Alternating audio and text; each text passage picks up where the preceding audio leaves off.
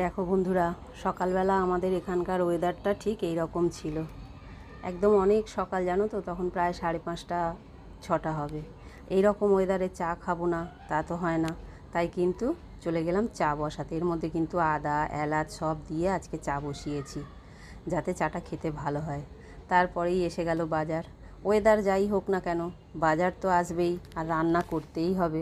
Weather ভালো বলে কি আর চুপ করে বসে থাকলে হবে? তা তো আর হবে না। তাই দেখো বাজার এসে গেছে, বাজারে গুড়জালি মাছ আর মাছের ডিম এসেছে। আর এইদিকে দেখো ভাত হচ্ছে, ডাল হচ্ছে, মোটামুটি সব কিছু জোগাড়জান্তি করে রেখেছি।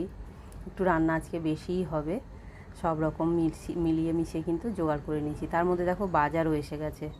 বাজারে মানে এটা হচ্ছে সবজি বাজার। মাছ বাজারটা তো দেখলে, এবার সবজি বাজারটা দেখো। এখানে আছে ঝিঙে, পটল, আলু।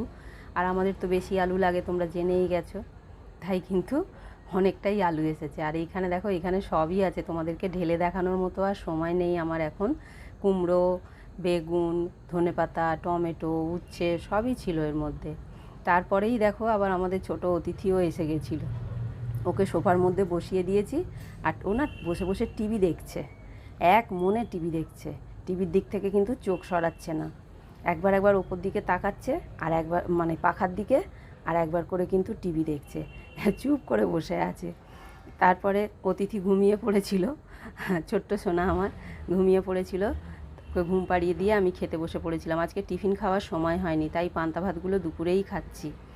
সঙ্গে দেখো এই যে যা যা তরকারি করেছিলাম নিয়েছি, মাছের ডিমের বড়াও নিয়েছি, সব কিছু নিয়ে কিন্তু খেতে বসেছি। পান্তা ভাতটা টিফিনে খাবো বলে চিন্তা করেছিলাম, ওই জন্য আর সেরকম কিছু ওর সঙ্গে নেই, তরকারি দিয়েই খেয়েছি পান্তা ভাতটা দুপুরবেলা। তারপর দেখো বিকেলবেলা চলে এসেছে যা আর দেওর।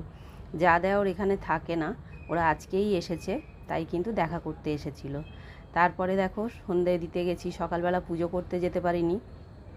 যা দেওরেরই দুপুরবেলা খাওয়ার কথা ছিল, কিন্তু একটু উল্টোপাল্টার কারণে আর সেটা হয়নি। ওই জন্যই মানে কি বলবো, অত কিছু রান্না করেছিলাম। মাকে তোমরা দর্শন করো, সন্ধে দিতে গেলে তো রোজই তোমাদেরকে হয় সন্ধে দিতে, নালে পুজো করতে গেলে তোমাদেরকে তো মায়ের সঙ্গে দেখা করাই, মাকে দর্শন করাই। আর এইখানে দেখো আমার গোপুসোনাদের গরম এখনও কমেনি। আমাদেরই কমেনি, তা গোপুসোনাদের কী করে কমবে বলো? গোপুসোনা চাইলেই কমাতে পারে, কিন্তু গোপুসোনা এখনও গরম কমায়নি।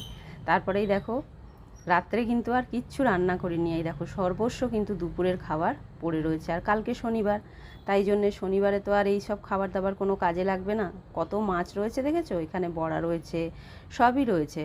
তাই জন্যে শনিবারে তো আর কোনো কাজে লাগবে না, যা আছে এগুলোই রাত্রে খাওয়া হয়ে যাবে। তাই জন্য আর নতুন করে কিছু রান্না করলাম না। তোমরা সবাই ভালো থেকো, সুস্থ থেকো। অবশ্যই ভিডিওটা ভালো লাগলে লাইক কমেন্ট শেয়ার করো। আবার দেখা হচ্ছে।